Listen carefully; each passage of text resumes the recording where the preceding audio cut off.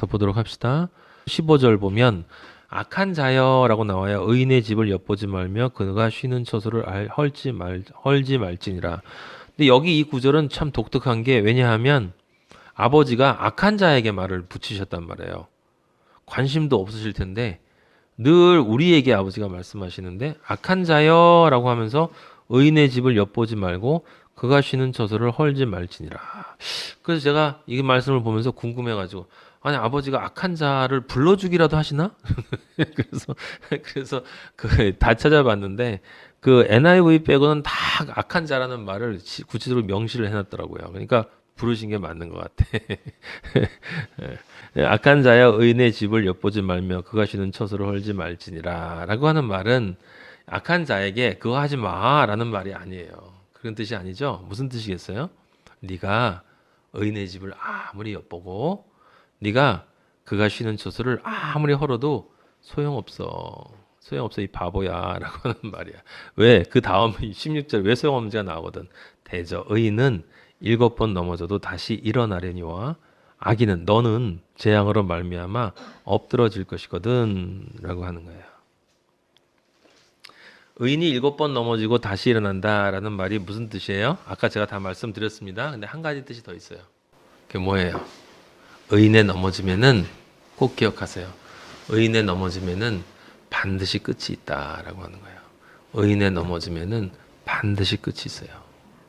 네, 반드시 끝이 있습니다. 그러니까 여러분이 어떤 문제를 가지고 넘어지고 또 넘어져도 그 문제로 넘어지는 것이 반드시 끝이 있어. 아버지가 결국은 지켜주시고 요새이시고 나의 산성이시기 때문에 그 문제의 끝을 만들어주고 거기에서 자유롭게 되어지며 하나님 아버지의 십자가의 은혜 안에서 그 문제가 쫙 풀어지고 해결되도록 아버지가 만들어주신다라고 하는 거예요. 네? 네. 단순히 마지막 심판 때만 얘기하는 게 아니에요. 자, 그런 다음에 이제 아버지가 우리 원수에 대해서 이야기를 아까 제가 말씀드린 것처럼 네 원수가 넘어질 때에 즐거워하지 말며 그가 엎드러질 때 17절이에요. 마음에 기뻐하지 말라. 너는 그가 내게 행한 같이 나도 그에게 행하여 그가 행한 대로 그 사람이 갚겠다 말하지 마. 그러고 싶을 때가 얼마나 많아요. 전 진짜 많아요. 아버지 만나고 나서도 굉장히 많이 이런 마음을 가지고 살았어요. 여호와께서 이것을 보시고 기뻐하지 아니하신대요. 근데 왜 기뻐하지 아니하시는데 왜 자꾸 그 마음이 나오는지 그의 진노를 기뻐하지 않는 건 좀 나은데 그놈에게 주실 진노를 옮긴대. 누구한테 옮긴단 말이겠어요? 나한테 옮길지도 모른다라고 하는 거야. 예. 그래서 스테반이 괜히 그 용서해 주십시오 하고 죽은 게 아니야. 예? 괜히 돌 다 쳐맞고 죽었는데 나중에 이놈들 좀 벌 주세요라고 했다가 그러니까 아까 계시록에 나와 있는 그 성도들의 기도가 그런 기도가 될 수가 없는 거예요. 갚아 주십시오. 핏값을 말도 안 되는 소리예요. 그리스도인은 그렇게 기도하면 안 돼요. 우리는 예수 그리스도의 마음을 가져야 되기 때문에 항상 긍휼로 기도를 해야 돼. 불쌍하게 여겨야 되고 아직 어려서 그렇습니다. 아직 어려요. 너무 몰라요. 그래서 그렇습니다. 아버지 용서해 주십시오라고 대신 여러분들이 기도를 해줘야 돼요. 그 잠언 25장 우리 그 다음 장 보면요. 25장 21절에 보면 네 원수가 배고파하거든 음식을 먹이라고 그랬어요. 목말라 하거든 물을 마시게 하라. 이게 나쁜 놈인데 사업 실패해가지고 굶어 죽게 되면 가서 도와주라는 뜻이 아니야 이게. 그런 뜻이 아니죠. 음식 먹이고 물을 마시게 누가 하는 거야? 예수님이 하시는 거죠. 예수님의 말씀을 얘기하는 거죠. 에? 생명의 떡, 생수, 말씀과 성령을 받을 수 있도록 도와주라는 이야기지. 그리 하는 것은 핀 숯을 그의 머리에 놓은 것과 일반이요 여호와께서 내게 갚아주시라. 옛날에 로마서 할 때 제가 이 숯에 대한 이야기를 했었는데 로마서 12장 19절에 나와니까 똑같이 내 사랑하는 자들아 너희가 친히 원수를 갚지 말고 하나님의 진노하심에 맡기라 기록되었을 때 원수 갚는 것이 내게 있으니 내가 갚으리라고 주께서 말씀하시니라. 그 다음에 20절에 네 원수가 줄이거든 똑같은 말이에요. 목마르거든 마시게 하라. 그럼으로써 네가 숯불을 그 머리에 쌓아 놓으리라. 21절 악에게 지지 말고 선으로 악을 이기라. 제가 그때 로마서 할 때 여러분들에게 그렇게 설명을 드렸어요. 어떤 목사님 설교를 제가 듣고 그때는 아직도 제가 혼의 상태였기 때문에 이 이스라엘에서 이제 이스라엘 사람들이 간밤에 이제 불을 꺼뜨렸을 때 이웃집에 가서 불을 빌리러 가는 때가 있대요. 그럴 때 이 머리에다가 숯을 넘겨줘야 그 사람이 그 숯불을 가지고 가서 자기 집에 불을 피운다. 그러니까 숯불을 머리에 쌓아 놓는다는 것은 다른 뜻이 아니라 그들을 사랑하는 것이다라고 해석하는 것을 봤어요. 굉장히 좋게 해석하는 거죠. 뭐 그렇게 해석한다고 상관은 없지만 저는 지금은 이제 그렇게 생각하지 않아요. 여기 숯불을 머리에 쌓아 놓는다라고 할 때 이 숯이라고 하는 것은 성경에 나와 있는 게 다 양면성을 가진 의미로 해석이 되지만 거룩한 숯, 거룩하지 못한 숯이지만 여기 숯불을 머리에 쌓아 놓는 것은 분명히 심판을 나타내는 것을 뜻해요. 악에게 지지 말고 선으로 악을 이기라라고 하는 것입니다. 그런데 이때 네가 숯불을 머리에 쌓아 놓는다라는 그래 내가 숯불을 머리에 쌓아 놓지 아유 놈 잘해줘야지 이런 마음으로 하는 게 아니다라는 뜻이에요. 아버지는 반드시 공의롭게 심판을 하시니까 아버지에게 맡기고 너는 너의 일을 해라. 그러면 아버지가 반드시 공의롭게 심판해 주신다. 그 믿음을 가지고 너는 너의 일을 해라. 아버지는 아버지의 일이 있고 너는 너의 일이 있는데 왜 자꾸 네가 아버지의 일을 하려고 하느냐라고 하는 것이죠. 그죠? 예. 그 시편 140편 10절 한번 보세요. 거기 보면 이렇게 쓰여 있어요. 뜨거운 숯불이 그들 위에 떨어지게 하시며 이게 나와 있죠. 그죠? 뜨거운 숯불이 그들 위에 떨어지게 하시며 불 가운데와 깊은 웅덩이에 그들로 하여금 빠져 다시 일어나지 못하게 하소서. 아, 시편은 참 그래요. 이런 말이 아니라는 걸 우리는 알고 있지만 여기 보면 뜨거운 숯불이 위들 위에 떨어진다는 얘기는 심판을 뜻하는 거예요. 결 좋은 것을 의미하는 것이 아닙니다. 그렇죠? 예. 자, 17절 잠언 17절 됐고 그 다음에 29절 미리 봐요. 잠언 29절 보면 우리 24장 29절 보면 거기 그 말 너는 그가 내게 행한 같이 나도 그에 행한 29절 이게 아까 제가 읽었던 게 24장 29절이에요. 같이 미리 봤습니다. 자 19절로 넘어가요. 너는 행악자들로 말미암아 분을 품지 말며 악인의 형통함을 부러워하지 말라. 대저 행악자는 장래가 없겠고 악인의 등불은 꺼지리라. 여기 지금 20절에서 결론이 나왔죠. 그러니까 1절에서 왜 부러워하지 말라라고 했는지를 19절에서 다시 한번 반복해 주면서 왜 그런가에 대한 근거를 20절에서 얘기하시는 거예요. 그러니까 그들의 형통은 절대 아름다운 형통이 아니다라고 나와요. 결국은 꺼질 불이다. 21절. 그럼 너는 어떻게 해야 되느냐? 그런 거 신경 쓰지 말고 내 아들아 여호와와 지금 잠언 이야기가 다 뭐예요? 잠언 이야기가 사도행전 이야기랑 자주 맞추치는데 그 이유가 왜 그러냐면 둘 다 십자가의 길이기 때문에 그래. 둘 다 그리스도인이 가는 십자가의 길이에요. 그러니까 전부 그 길을 이야기하는 것이고 이 세상을 살아가는 지혜와는 아무 관계없다. 저는 분명히 말씀드립니다. 이 세상을 사는 지혜와도 관계가 있다? 아니요. 이 세상을 사는 지혜와는 아무 관계가 없어요. 그거는 각자가 알아서 할 일이야. 세상 지혜로 받아서 살아도 상관이 없지만 아버지가 말씀하시는 것은 그것이 아니에요. 내 아들아 여호와와 왕을 21절에 보면 근데 좀 이상한 말이 있습니다. 25장하고도 또 연결이 되는데 24장 21절 보면 독특한 표현이 있어요. 내 아들아 여호와와 왕을 경외하고 반역자와 더불어 사귀지 말라라고 했어요. 여기 여호와를 경외하고 반역자와 더불어 사귀지 말라 하면 쉬운데 여기 뭐가 들어갔냐면 여호와와 왕을 경외하라고 그랬어요. 그러면 이건 이 로마서랑 연결해서 대부분의 사람들이 어떻게 해석하냐면 권력, 이 세상 권력에도 그리스도인은 복종해야 된다. 권위에 복종하라 이렇게 이야기를 해요. 예, 그렇게 얘기를 합니다. 내 아들아. 근데 예수님이 가해사의 것은 가해사의 것, 여호와의 것은 여호와께 돌리라 라는 말이 그게 이쪽은 이쪽대로 복종하고 저쪽은 저쪽대로 복종하라는 말이 아니잖아. 그거 아니잖아. 그건 분명히 구분해야 된다라는 것이지. 세상 것과 하늘의 것은 분명히 구분해라 라고 하는 뜻이에요. 그래서 하나님께 드릴 것을 하나님께 드려야 한다라는 것이고 가해사의 것을 가해사의 것을 주라는 얘기는 그거 신경 쓰지 말란 뜻이야. 그것이 너에게 아무것도 아니다라는 것을 알아야 된다라는 세상 권력을 따라가지 말라라는 뜻이에요. 오히려 거꾸로. 근데 여기 왕이란 단어가 나왔단 말이에요. 그럼 여기 왕이 누구냐 이 말이에요. 그 답은 어디 나와 있냐면 25장에 나와 있어요. 25장. 우리가 미리 25장 3절을 보면 25장 3절 보세요. 거기에 이렇게 쓰여 있습니다. 하늘의 높음과 땅의 깊음 같이 왕의 마음은 헤아릴 수 없느니라. 이 세상에 이런 왕이 있어요? 없어. 이런 왕 없어. 이런 왕은. 그럼 이 왕이 누구예요? 이 왕은 만왕의 왕이신 우리 주 예수 그리스도를 뜻하는 건데 예수 그리스도는 또 하나님과 한 분이시잖아. 그러니까 하나님이에요. 하나님이고. 근데 왜 여기 여호와 왕이라고 했냐? 그건 25장에 보면 나오는데 그건 다음 시간에 얘기를 하도록 하고 다음 주에 한 가지만 더 여러분에게 보충해서 구절을 찾아보면 이사야 55장 8절 보세요. 이사야 55장 8절. 거기 보면 잠언 25장 3절과 같은 말이 나와요. 이렇게 나와 있습니다. 이는 55장 8절. 내 생각이 너희의 생각과 다르며 내 길은 너희의 길과 다름이니라. 여호와의 말씀이니라. 9절. 이는 하늘이 땅보다 높음 같이 나오죠 여기. 하늘이 땅보다 높음 같이 내 길은 너희의 길보다 높으며 내 생각은 너희의 생각보다 높으니라. 25장 3절에 있는 말이 그대로 나와 있어요. 지금 이 내 길은 내 생각은 너희의 생각은 높다. 이 내가 누구예요? 여호와야 여호와. 그러니까 여기 근데 이 여호와인데 지금 똑같은 말이 잠언 25장 3절에 나왔죠. 똑같은 말이 25장 3절에 나왔는데 거기선 여호와라고 하지 않고 뭐라고 쓰여 있어요?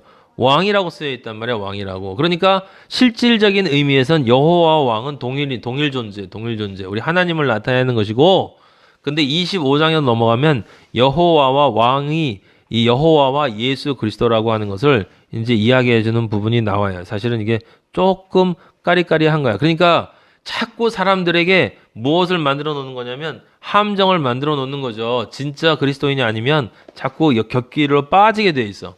22절 모두가 다 그리스도 안에서 은혜 받고 하나님 아버지가 정말 기뻐하시는 방식으로 진리의 말씀을 전하는 분들이 되시기를 다 그리스도의 이름으로 축복합니다. 정말로 기도하고 우리가 다 그리스도인이 돼서 정말 진리의 마음으로 진리를 간절히 원해서 하나님 말씀 깨닫고 그렇게 서로 전했으면 얼마나 좋겠어요.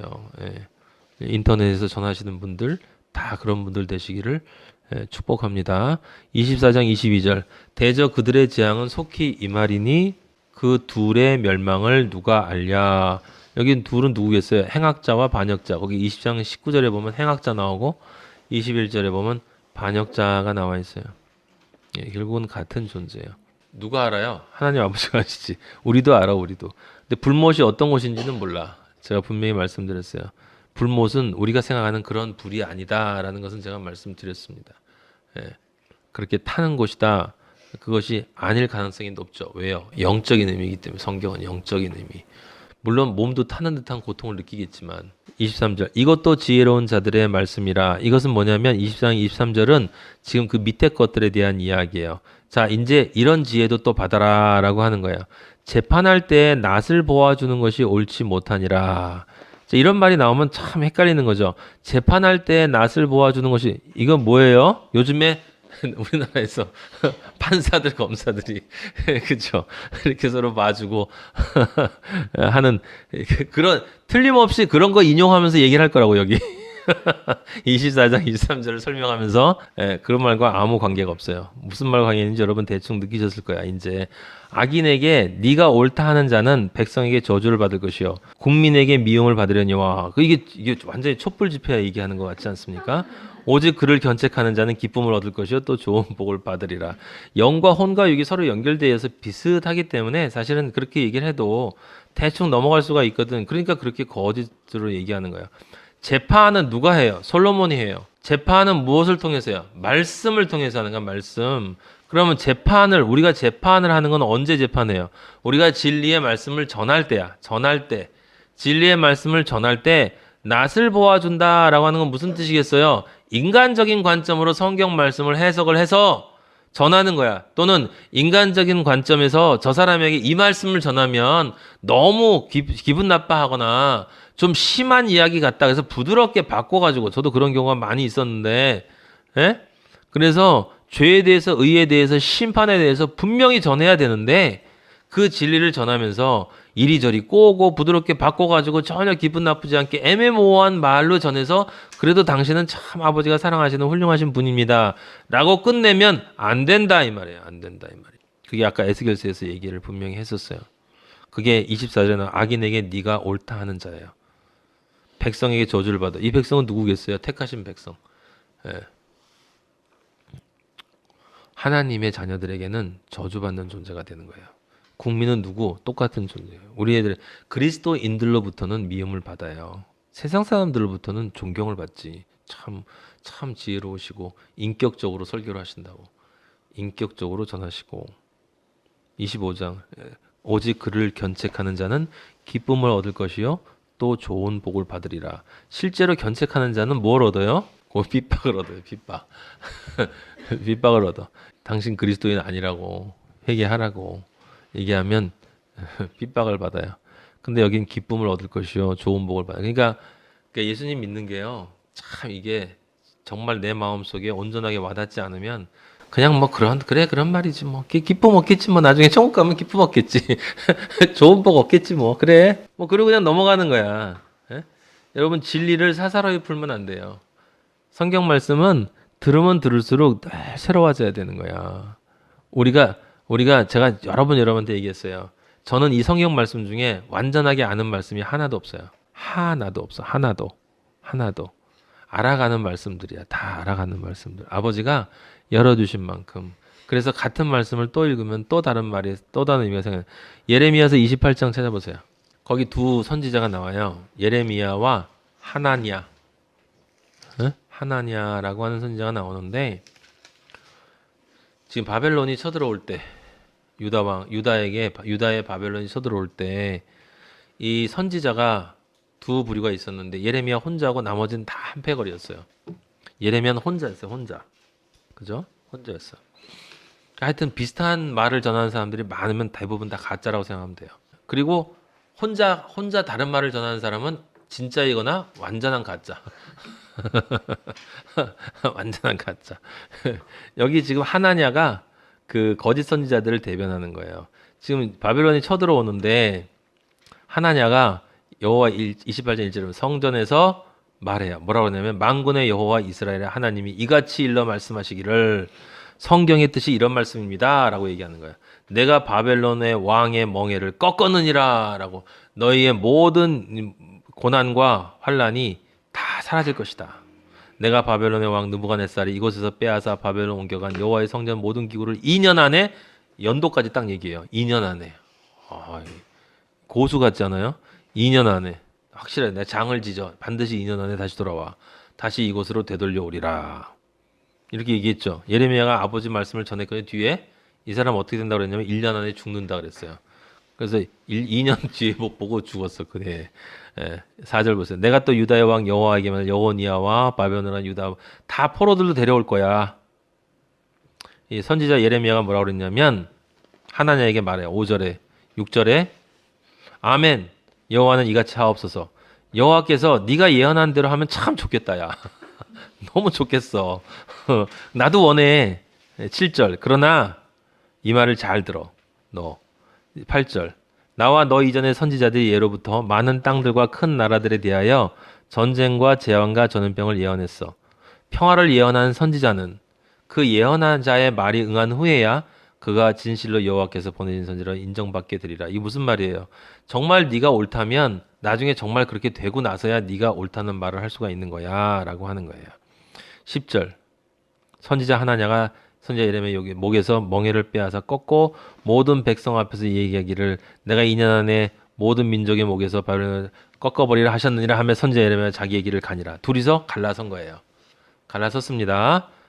가서 갈라섰어요. 근데 갈라서고 나서 예레미야에게 하나님 아버지의 말씀이 임했어요. 하나님에게 가서 말해라. 네가 나무 멍에는 꺾었는데 그 대신 쇠 멍에를 만들었네.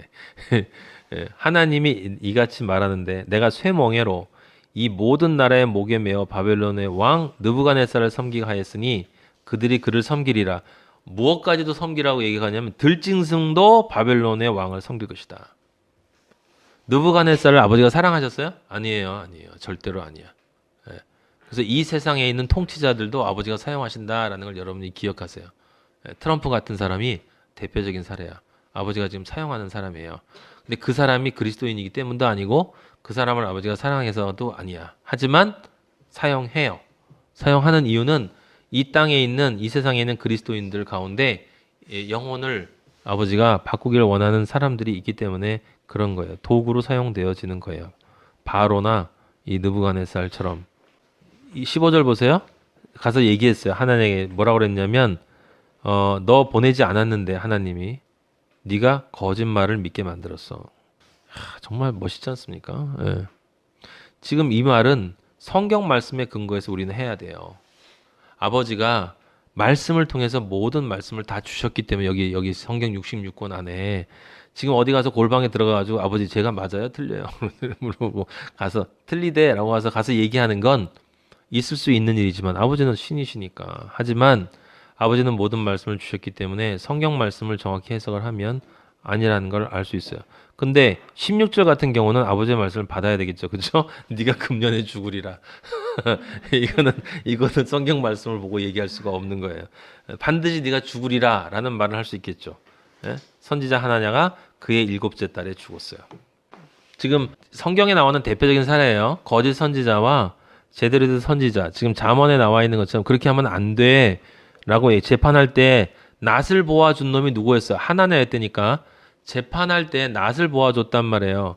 악인에게 네가 옳다 하는 자란 말이에요. 예? 이 하나냐가. 근데 저주받아 죽었단 말이에요. 얘가 1년도 안에. 그냥 거기서 죽는 게 문제가 아니잖아. 1년 안에 죽어서 어디 갔냐고. 지옥 갔다 이 말이에요. 지옥 갔다. 근데 견책했잖아. 예레미야가. 견책했는데 그럼 기쁨은 어디 있어요? 좋은 복은 어디 있어? 그 뒤에 예레미야 30장 찾아보세요.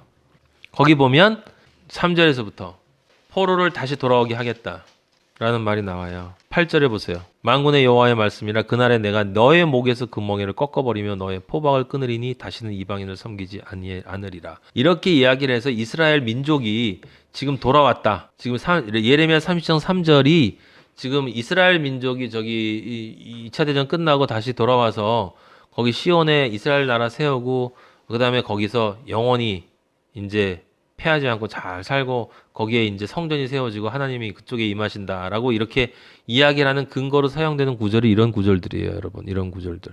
지금 30장 8절에 나와 있는 너의 목에서 그 멍에를 꺾어버리면 네 포박을 다시는 이방인을 섬기지 않으리라 라는 말이 그 말이 아니잖아. 우리 그리스도인들을 뜻하는 거지. 그들은 그들의 하나님 여호와를 섬기며 내가 그들을 위하여 세울 그들의 왕 다윗을 섬기리라. 그러니까 이것을 가지고 다시 다윗 그런 존재가 또 나타날 거다. 이렇게 아직도 메시아를 기다리고 있는 거야. 이 불쌍한 사람들이 여호와의 말씀. 그러면 나의 종 야곱아, 그죠? 이스라엘 사람들 다 그 말 같아. 전부 이 구절이에요, 여러분. 제3성전 세워지고 이스라엘 백투더 이스라엘 얘기하는 사람들 들어보면 전부 성경에 다 예언돼 있대. 그걸 다 육으로 읽는 거예요. 육으로. 두려워하지 말라. 이스라엘아 놀라지 말라. 내가 너를 먼 곳으로부터 구원하고. 와, 모든 민족 사람 이스라엘 사람들이 전부 거기로 팔레스타인 지역으로 다 돌아와서 내 자손을 잡혀가 있는 땅에서 구원하리니 야곱이 돌아와서 태평과 안락을 누릴 것이며 두렵게 할 자가 없으리라. 지금 그렇게 살고 있습니까? 그렇게 살고 있지 않아요. 이는 여호와의 말씀이라. 다니엘서 보면 거기 계속 전쟁이 있을 거라고 써 있어요.